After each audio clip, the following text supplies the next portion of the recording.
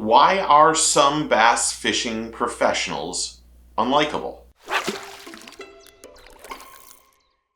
Welcome back to the channel. Welcome back to the vlog. If you're new, my name is Steve Chapman. Why are some professional anglers unlikable? Now, I think I did a video not too long ago about anglers being unrelatable.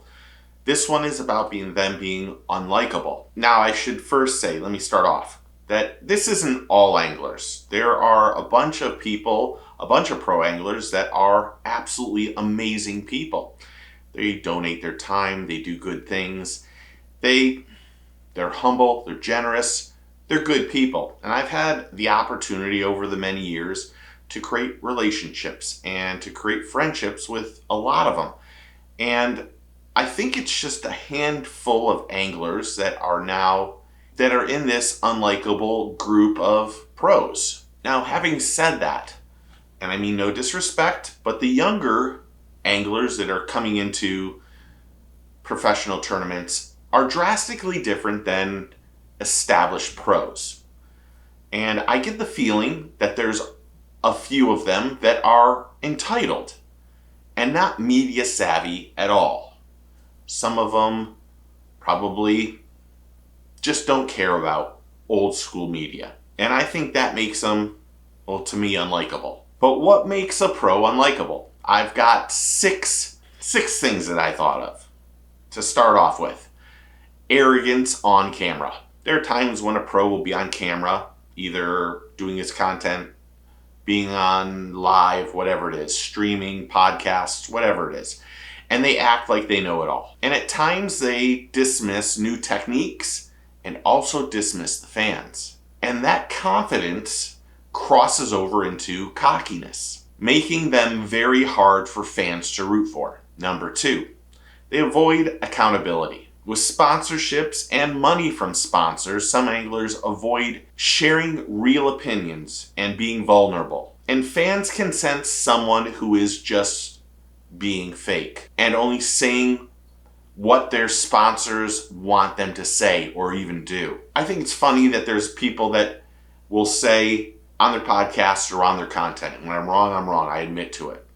But the truth is, have you heard them ever apologize? It's just something to say so you can feel like they're somewhat humble, but they're not. And these are some of the guys that get the single most views out there. They're not genuine. They're not humble, and they've never been wrong. But yet, the fans still keep following them and loving them and doing whatever they want. And you're entitled to do what you want. I appreciate that. But anglers need to be held for their accountability. Next, number three is poor sportsmanship moments. When an angler does his content, or he goes on a podcast, or he's live streaming, pros complain, they throw temper tantrums, they blame others, and they trash talk, act like an idiot. And fans see right through that. And they don't root for those anglers that do that kind of stuff. This kind of behavior turns fans off and makes them unlikable. Number four, they downplay their advantages. Pros often say, anyone could do what I do, except we don't have a $100,000 boat or a $75,000 truck or $20,000 or $30,000 in electronic and gear and be able to afford the entry fees and the expenses that go on for being an angler. That just isn't what most fans can relate to. And the average Joe just can't afford those tools. And fans don't like it, and it makes some anglers unlikable. Next is lack of engagement. This is something I would say to any new angler. You have to be there in the good and the bad. Fans come out to see you. You have a bad day fishing, and you just hightail it out of there without talking to the fans, you're probably lost that fan. It's all right for you to have a bad day out there fishing. You're living the dream, but it doesn't mean you should just pick up your stuff and leave instantly. You should be the last person there. You want to show the fans that you care? Be the Brandon Palaniuk, the guy who's there even when he gets knocked out after the first 2 days. He stays an extra 2 days to make sure that he gets on stage and gets that picture with the winner. That lack of engagement that Brandon does has made him one of the most popular anglers there is out there. And when you don't catch fish, don't blame someone else. Don't blame the weather or that fishing pressure or blame the crowds. You can have a bad day. Be vulnerable. Own up to it. And respect those anglers that are coming out and showing you that they love you, because engagement with the fans is something that I think is slowly going away. And the last thing I think that makes some anglers unlikable is they're constantly selling. I really believe there's a group of anglers that are worse than used car salesmen. And I think the fans are tired of it.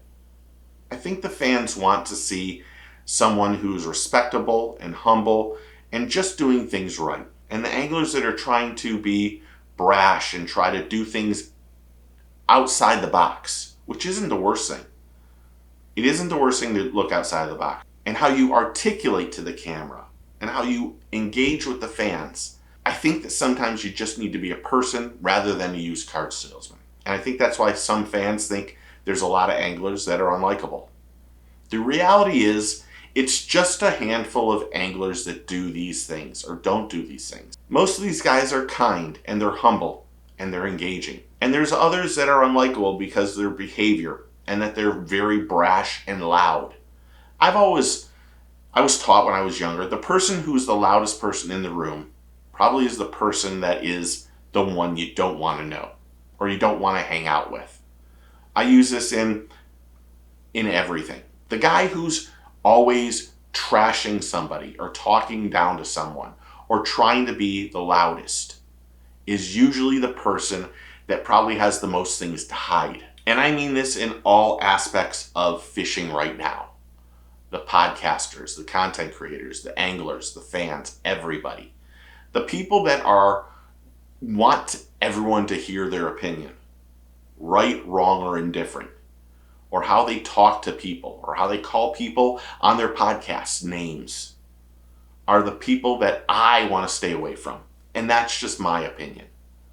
I don't want to have someone that's constantly trashing everybody in my group of friends. And those podcasters that call other people names and try to get the controversy clicks that were professionals at one point in time are some of the most unlikable people in my opinion. And pros need to do whatever they can to keep the fan engaged and keep their experience high, because we show up for them. And if we like them, we buy the products that they are selling. And it's really important that the pro anglers realize that while the fan is just a fan, if we're not your fan, we're not going to buy the products you're promoting. Like I said the other day in a video, there's one rod company that I will never buy a rod from ever, just because of something that was said on an angler's Instagram. And it didn't bother me, and I thought it was funny, to be honest. But then I had to tell and explain to my son what it meant. And when I have to do that because you've made a stupid Instagram post or picture or whatever it is that you think is funny, and now I have to explain something sexual to my son at this age, I don't care who your sponsors are. I will not. And this is just me. You can do it. I will not have nothing to do with that company. They're paying you to be a jerk. Not for me. It's just not for me. And I respect others that don't have that problem. I have that problem now because I've now had to explain to my son what it meant. And I didn't like that. And it's the second or third time this has happened. It actually happened with a Guggen guy 3 or 4 years ago. And he said something about someone who called his wife a specific name. And at 8 years old or 9 years old, I had to explain to my son what See You Next Tuesday was. So, unsubscribe, unfollow, never again buy any of his products. It's just me. I'm a very loyal person. I try to be very honest and upfront. And I'll be honest with you. If you're going through a hard time, because I'm going through a hard time, if you're going through a hard time and I can help you in any way, email me. I will send you my phone number. If I can help you out and talk to you, make your day, talk fishing, have some fun, email me. You'll get my phone number. And I don't mind if you call me or text me or whatever it is. I'm not above anybody. And there's a lot of people that have my phone number that are fans of the channel. You're my family. I don't mind if you have my phone number. Don't abuse it, but I don't mind if you have my phone number. So if you need it, ffrsteve@gmail.com. There you go. So do you think pros are unlikable these days? Comment below and tell me what you think. Thanks to all the new subscribers and members and everyone who's interactive on the channel. I really do appreciate it. It's a humbling experience on what's going on, and I really can't say, I just can't say enough. So thank you. I'm going to say it all the time because, quite honestly, it's a humbling, I said it just a second ago, it's a humbling experience. So thank you again. But if you're not a subscriber, you should be. Just click that button. Welcome to the team. Remember, take a kid fishing, tight lines, cheers, and get your fish on.